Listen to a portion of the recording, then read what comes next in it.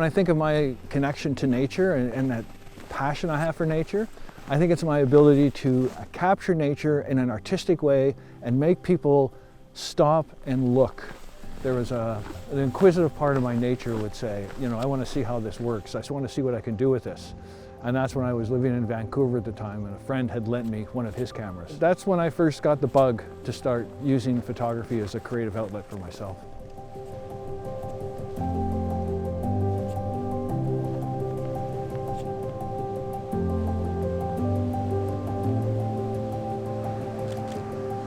The one thing that catches my eye when I'm standing in a place like this is not so much the running water, certainly the colors that I'm seeing in the ice and the way the sun has now lit up some of the colors.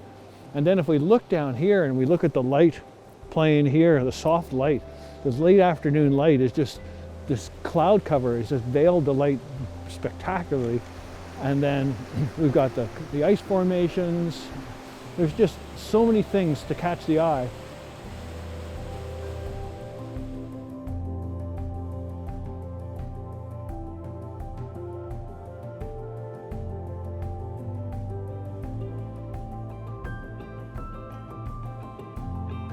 I encourage people to look and see what's going on around them and take a minute, stop and sort of digest what you're actually seeing.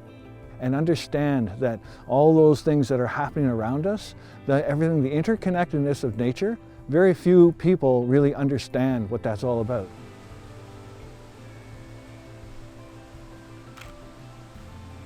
You know, when it comes down to thinking about where my career path has laid and where it's been, there was always, you know, it's like the hopes and dreams that a lot of us have about doing certain things in life.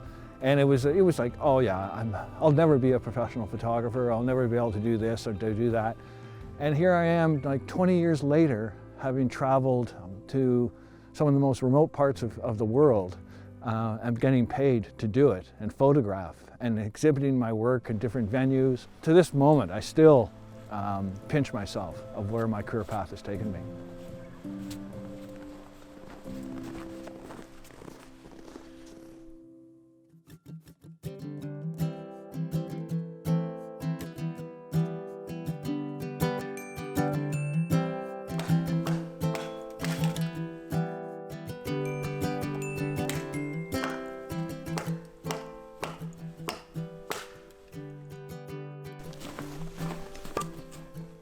I was born in Montreal, and in my hometown was Hudson, Quebec. Just before I would turn 16, my father sent me to Baffin Island with a job, but I had to make enough money to fly home. And so off I went. At the time, I was pretty upset with my father for doing what he did by upending my idyllic little teenage life. The reality is he planted the seed for the polar landscapes in me.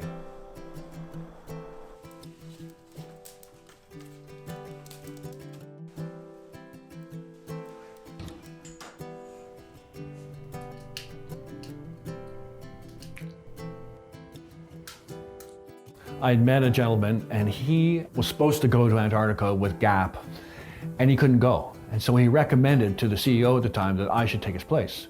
And the CEO said, sure, you go. And so off I went. It's like you were walking into a circus for the first time as a kid. You know, the light, the icebergs, the penguins, all the different places that we were going. I was mesmerized by this landscape.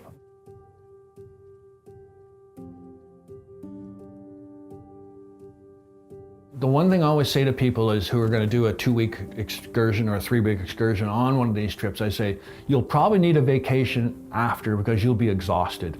Not because you're working hard, it's just that you are being inundated with so much information. You arrive in Ushuaia, Argentina. It's the largest southern city on the planet, about 50,000 people. And then from there, you board the ship at around 6 o'clock in the evening. There's wine and cheese, introductions, introduce the staff, especially the first person to get introduced besides the expedition leader is the doctor. So you understand what can happen when you travel across one of the stormiest passages in the world. So the first stop in the journey is the Falkland Islands. And the Falklands is a very independent set of islands that have make more than enough money from fishing licenses, mining, or oil exploration, and no industry is per se except for tourism. But the wildlife is off the charts. You go to places like West Point and you get a chance to see rockhopper penguins, which are about a foot high. You walk through the trails and that at West Point, it's about a mile from where we land the Zodiacs, and you get in amongst the tussock grass, which is generally a lot taller than any of us. And you get to walk through this along these trails, and you find the rockhopper penguins. And it's a really interesting spot because the rockhoppers live underground and the black-browed albatross live above ground. There is no symbiotic relationship, as far as I know, between the two species. They just cohabitate in this one spot.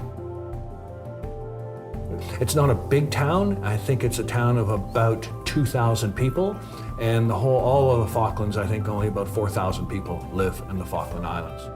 Once we leave the Falkland Islands, we're about to cross the eastern end of the Drake Passage, which is reportedly one of the stormiest bodies of water on the planet, and it's 700 nautical miles from the Falklands to South Georgia. First stop that they usually love to go to is a place called Salisbury Plain, where we will spend a few days looking at the wildlife of this magnificent island in the middle of nowhere. And Salisbury Plain is home to about 250,000 king penguins, as well as fur seals and elephant seals. It's a dramatic area of wildlife. The one thing I've always noticed about Salisbury, especially when you first arrive, it's in a place called the Bay of Islands. And you're looking at it, you're coming in, the ship's coming in, and the first thing you notice is the smell of 250,000 penguins sort of permeates your nostrils. The smell is like your first time if you ever went to a farm, and the smell of the inside of the barn, that smell of guano or poop. But when you arrive on the beach, there is this visual, and then the noise that comes from all the penguins there. I've seen people get out and just sit there, their mouths wide open. I've seen people start to cry because they've never seen a spectacle of this magnitude. And then, you're in amongst this most incredible display of nature, with 250,000 penguins spread out over 2 or 3 kilometers and up the side of the mountain. And then once we've finished there, we go over to a really interesting spot called Pryan Island. And you're only allowed there a few times a year because it's the nesting ground of the wandering albatross. And the wandering albatross has also been coined a flying cow because its wingspan is in the neighborhood of 12 feet. It is a ginormous bird. And from there, we go up a boardwalk. The boardwalk seems out of place in this very remote part of the world, but the British Antarctic Heritage Trust has put this boardwalk in.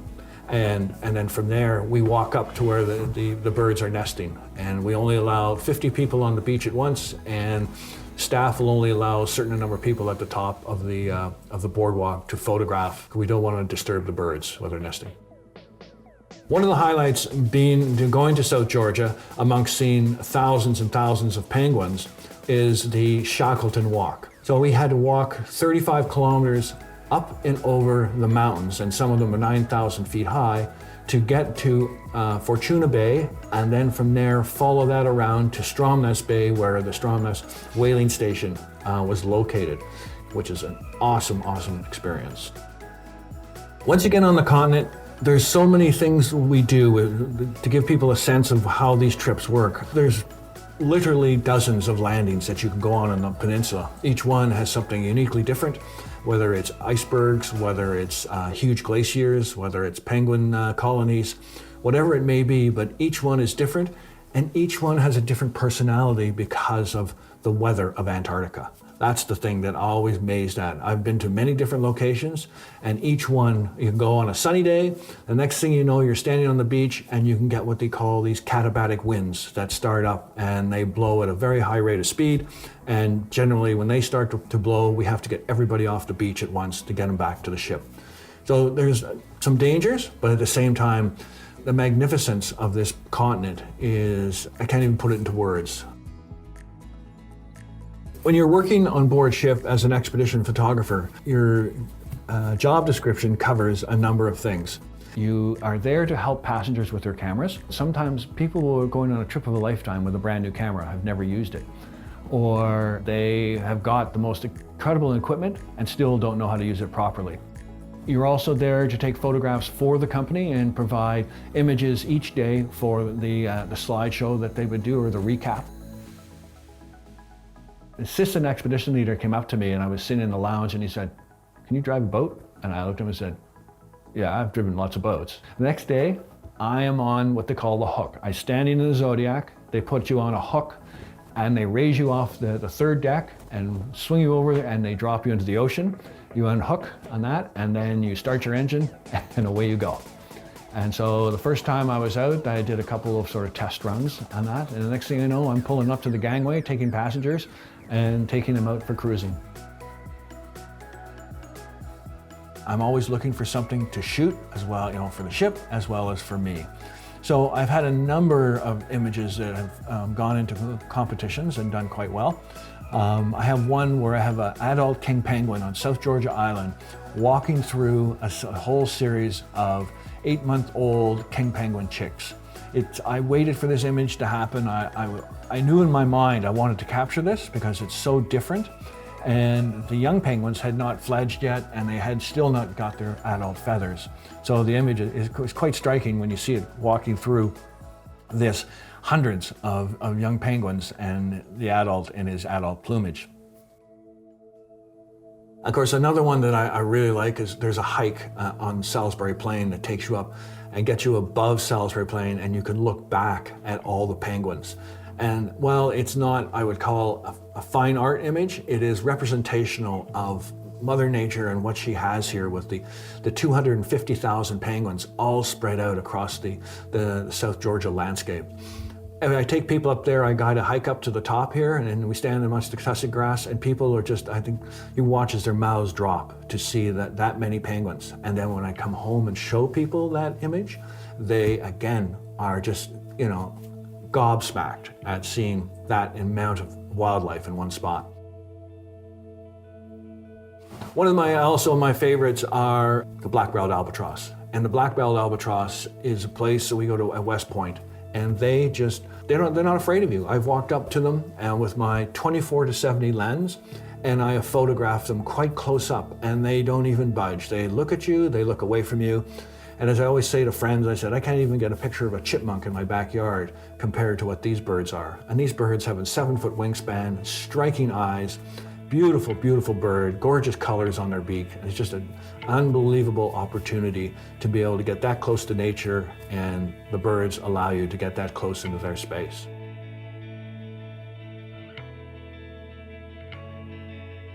You really have to like ice to go to Antarctica. It is without a doubt, it is probably got the most ice. The experts and scientists say there's so much ice on this continent, it actually has pushed the continent down further into the Earth's crust.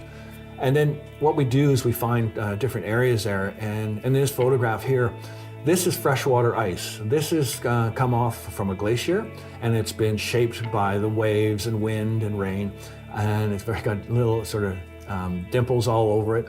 And it's got this strikingly blue color. It's beautiful, beautiful ice. And again, it's about 12,000 years old. It goes back to that time of the glaciers. A good story to go with it is if we find a piece of ice like this, but a lot smaller, we'll bring it into the Zodiac and we'll take it into the bar and we'll chop it up and people can put it into their drinks, which is always a sort of a cool story to tell people that you've got 12,000-year-old ice in your drinks. When it comes to the ice of Antarctica, people say to me, so how many shots can you have of ice? And I always say, not enough.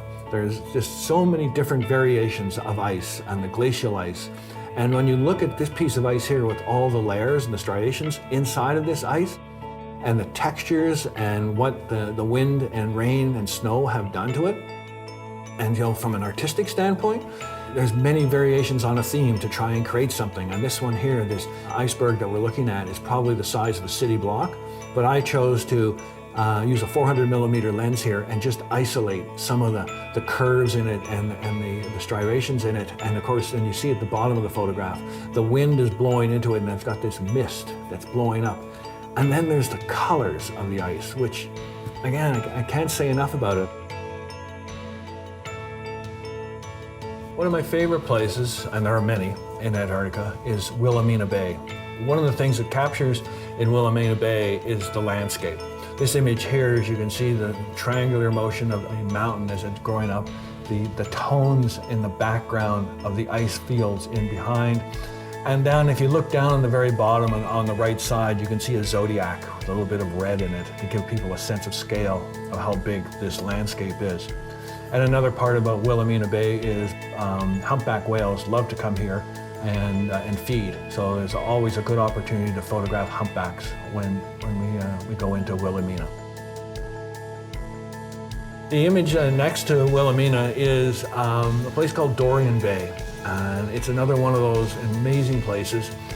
In this image here, one of the first images I think I took when I first started going down, using a 14mm lens to capture sort of the width and breadth of the bay itself.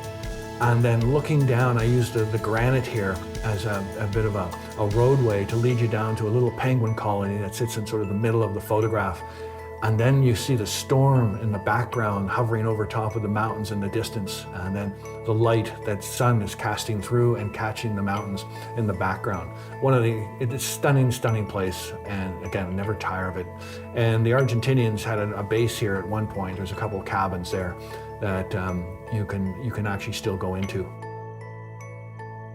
Another one of my favorite places, Deception Island. Deception Island is an actual active volcano. It last erupted in 1969. And so the whole island is built on, it's a volcanic sand and that. It's all black. There was a British whaling station here back in the 1920s and 30s. And the amount of whales that they harvested here, the oil from the whales, was used to light up the city of London and their lamps. It has obviously long gone, but the cabins are still here, and you can see what's happened to the cabins, where is the shifting sands and the volcanic motion of the island itself has causing everything to, it disrupts all the architecture of it, and things start to slide off and start to disintegrate. There is a talk that they're going to try and bring it back and turn it into a museum. But again, because of Deception Island is an active volcano, I'm not sure where that stands. But I love the place. It's more of a black and white landscape than it is a color landscape. And having been here a number of times, again, the personality of this island changes dramatically every time I go. It could be sunny and sunny, and then the next thing you know, it's winter. And there's snow everywhere, and then the next time you go, there's no snow, and it's just black volcanic sand all over the place. Another one of my favorite places to photograph is a place called Grytviken. And Grytviken is a Norwegian whaling station. It's been around for a couple hundred years. It's now occupied by the British Antarctic Heritage Trust. They have taken over it, and they are now making that into a museum. They're slowly fixing up all the old buildings there. And as you can see here, some of the old whaling ships are pulled up on shore, are rusting, and from what I understand, the ships I think one or two might be refurbished, but for the most part, I think they're going to be dismantled, and the scrap will be sent back to wherever.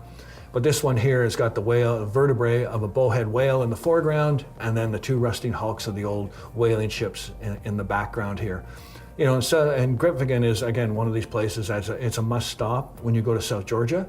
It's the only place that there's human habitation. There's about 30 members of the British Antarctic Heritage Trust that are there and are working through historical and also helping to build.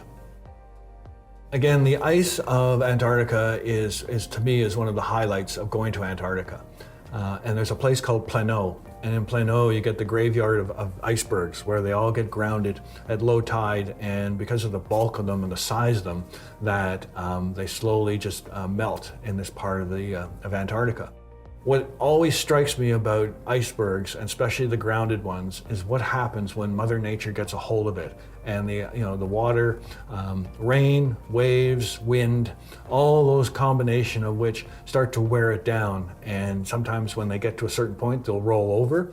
And other times they just sit there and slowly melt in the spot that they're grounded on. And you can see the different things that happen. In this one here, you can see these lines and these textures and all the different types of things that are happening with this one iceberg here. And here you can see what the wind and rain and snow has done to it. It's almost like the outside of a golf ball looking at here, and you can see all the different striations of what's happened to it. One of my favorite shots is this one here, and this is a place called Paradise Harbor. It is a striking place. You've been there when the winds are blowing at 50, and I've been here when the sun is shining, the oceans are calm. And there's an old Argentinian base that's over in the photograph here. It's over to the right. That's where we land, and then they have a hike that takes you up to the top of this small hill. It's about 300 feet above the ocean. And I would lead you to hike up to the top. And I was standing at the top with a bunch of other people. We were taking photographs. And you know, when you're looking at this photograph, you see the colors, and these are all real colors of the ice as it's sitting here in the ocean. And so we have these icebergs that are floating here, and at the top here, and I've thought, okay, it's been a good shot, I've taken a couple of shots, and then the Zodiac with some passengers from the ship move out, and all these concentric lines help to create this movement.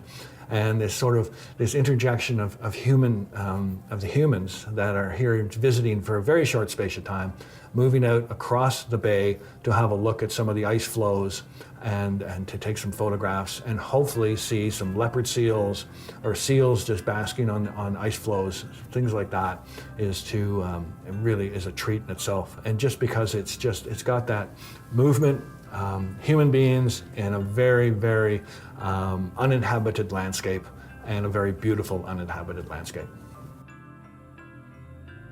Another one of the questions is climate change for real. And you know, having traveled there, things are changing. It's getting warmer. It rains there, when it shouldn't. It snows quite a bit, and it's a desert. You know, the glaciers in South Georgia, which is about 700 nautical miles from Antarctica, in the summertime are melting at 1 meter a day. So there's lots of things happening, but it's like a slow-moving disease, and most of us don't see it, and then all of a sudden it goes, oh, it happened. I try and keep things positive with climate change, because a lot of people they just zone out. Well, 30 years may be too late. 10 years may be too late. The next generation of kids, your kid, when they have children, they're only going to see what you and I have seen, whether it be Algonquin Park or Antarctica, through picture books and video, because that's what's going to happen. It's going to change that rapidly. And so my whole premise is showing the world what we've got, and the old expression, think globally but act locally, and try and get us to become more aware of what goes on in our world. This image represents our interaction with this extraordinary continent. And it reminds us that we must do everything in our power to preserve the fragility of this magnificent continent.